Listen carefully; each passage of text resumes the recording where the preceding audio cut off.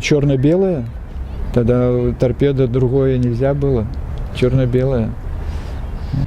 Там люди приходили не только с автозавода, а вот всего этого автозаводского района, вот, это было как бы фишка. Если идет футбол какой-то, игра, афиши, все, там собираются, и они между собой там переговаривают, все.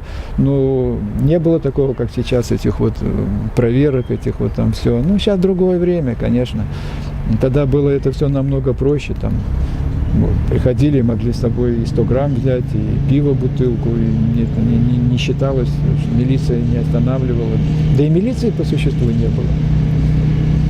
Так, билетеры стояли, вход был одно время и бесплатный, когда платный, так тоже, ну, по крайней мере, никогда не было никаких инцидентов, и очень дружелюбно болельщики знали нас, мы их всех уже в лицо знали.